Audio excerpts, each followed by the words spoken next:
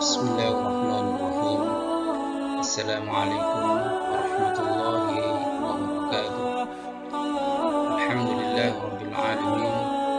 Wassalatu wassalamu ala sayyidina Muhammadin wa ala alihi wa sahbihi ajma'in. Ba'd. Anak-anak sekalian yang Ustaz cintai, Ustaz banggakan, alhamdulillah kita bersyukur kepada Allah SWT. Pada hari ini kita kembali bertemu meskipun melalui daring, tidak bertemu secara tatap muka.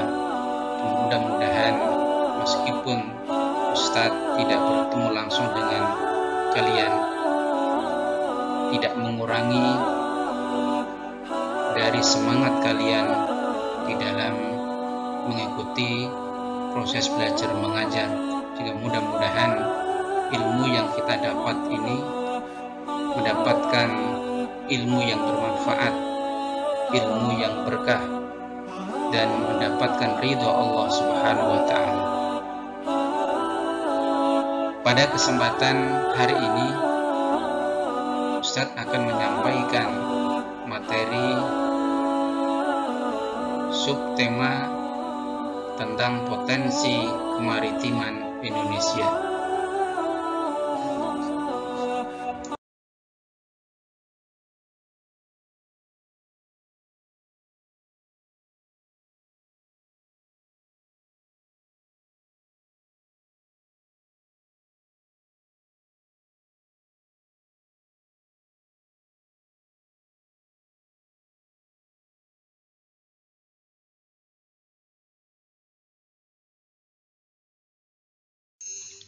Indonesia secara geografis merupakan sebuah negara maritim dengan 2/3 luas lautan lebih luas daripada daratan.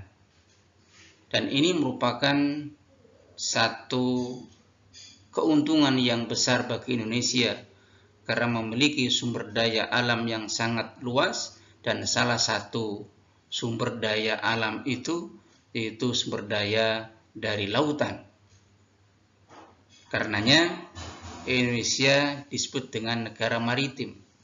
Maritim artinya navigasi atau bahari.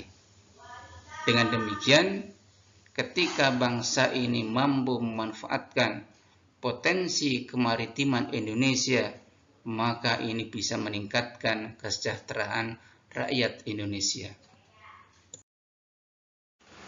Potensi maritim Indonesia antara lain industri bioteknologi kelautan, wisata bahari, energi kelautan, mineral laut, pelayaran, pertahanan, serta industri maritim. Dengan kondisi tersebut, potensi maritim Indonesia sebenarnya dapat memberikan kontribusi yang sangat besar bagi kesejahteraan dan kemakmuran rakyat. Nah, berikut beberapa potensi kemaritiman yang dimiliki oleh Indonesia. Pertama, perikanan tangkap dan perikanan budidaya. Potensi perikanan mencakup perikanan tangkap dan perikanan budidaya. Tahun 2012, Indonesia menduduki peringkat kedua dalam produksi perikanan tangkap dan peringkat keempat dalam produksi perikanan budidaya. Indonesia juga tercatat sebagai negara kedua terbanyak dalam hal jumlah kapal yang dimiliki setelah Tiongkok. Dari sisi penyerapan tenaga kerja, sektor perikanan tercatat menampung 2.748.908 tenaga kerja pada tahun 2012, menduduki peringkat keempat dunia. Nah, potensi yang kedua adalah energi yang terbarukan. Energi biru yang terbarukan mengacu pada energi yang disediakan oleh laut berupa tenaga angin, ombak, panas, dan biomasa. Potensi-potensi energi laut tersebut dapat dimanfaatkan sehingga menghasilkan energi atau tenaga listrik. Potensi kemaritiman yang dimiliki Indonesia yang ketiga adalah bahan tambang. Wilayah laut Indonesia menyimpan potensi sumber daya tambang yang sangat besar. Kawasan pesisir dan laut Indonesia menyimpan 70% potensi minyak bumi dan gas. Berdasarkan data geologi diketahui Indonesia memiliki 60 cekungan potensi yang mengandung minyak bumi dan gas bumi. Diperkirakan total sumber daya minyak bumi di perairan laut Indonesia adalah 40,1 miliar barel dan gas bumi 207,7 triliun kaki kubik. Kemudian, potensi kemaritiman yang dimiliki Indonesia yang keempat adalah lalu lintas pelayaran. Laut adalah prasarana penghubung bagi pulau-pulau yang tersebar di wilayah Indonesia. Laut dapat diibaratkan sebuah jalan yang mendukung aktivitas pelayaran bagi kapal-kapal yang berlayar di wilayah Indonesia. Luasnya wilayah laut Indonesia merupakan potensi yang sangat besar bagi lalu lintas pelayaran. Kemudian, potensi kemaritiman yang dimiliki Indonesia berikutnya adalah pariwisata bahari.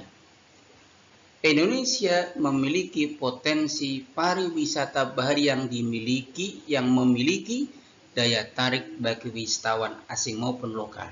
Potensi tersebut didukung oleh kekayaan alam yang indah dan keanekaragaman flora dan fauna. Misalnya, kawasan terumbu karang di seluruh Indonesia yang luasnya mencapai 7.500 km persegi dan umumnya terdapat di wilayah taman laut. Selain itu juga didukung oleh 263 jenis ikan hias di sekitar terumbu karang.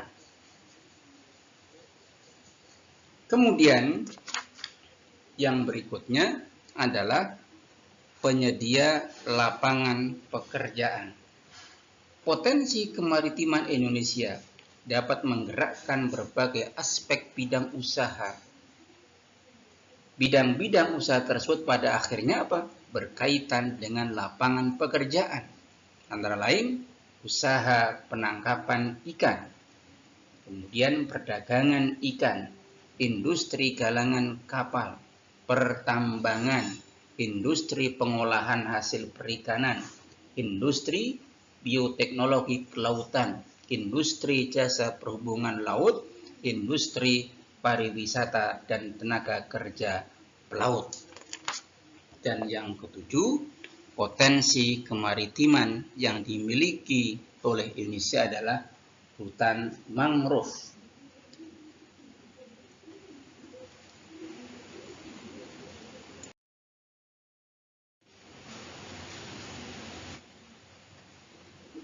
Indonesia memiliki potensi yang sangat besar dalam pengembangan hutan mangrove. Hutan mangrove merupakan ekosistem utama pendukung kehidupan yang penting di wilayah pesisir. Nah, apa fungsi hutan mangrove tersebut? Yang pertama, fungsi hutan mangrove itu adalah peralihan antara komponen mangrove dengan ekosistem lain, pelindung pantai, dan pengendali banjir, penyerap bahan pencemaran dan sumber energi bagi biota laut, menjaga kestabilan produktivitas dan ketersediaan sumber daya hayati di perairan, sumber kayu kelas 1, dan bahan kertas dan arang. Nah, melihat dari potensi kemaritiman Indonesia yang sangat kaya tersebut, maka jika dimanfaatkan, dikelola dengan baik, maka itu akan bisa meningkatkan kesejahteraan rakyat Indonesia. Mudah-mudahan para pemimpin di negeri ini mampu memberdayakan SDM yang berkualitas sehingga mampu mengelola sumber daya alam yang sangat melimpah tersebut sehingga meningkatkan kesejahteraan rakyatnya. Amin ya rabbal alamin. Untuk itu pertemuan kita pada hari ini alhamdulillah sudah selesai, dan Ustadz sampaikan terima kasih pada kalian. Mudah-mudahan Allah senantiasa menjaga kita, berikan kemudahan dan terhindar dari virus wabah corona ini, sehingga cepat kita akan bisa belajar secara tatap muka di pesan husnul khotimah. Untuk itu, mari kita tutup pertemuan kita pada hari ini dengan membaca hamdalah alhamdulillahirabbil alamin dan membaca doa kafaratul majlis. Subhanakallahumma wa bihamdika asyhadu an la ilaha illa anta astaghfiruka wa atubu ilaik. Dan terima kasih dari Ustadz. Assalamualaikum warahmatullahi wabarakatuh.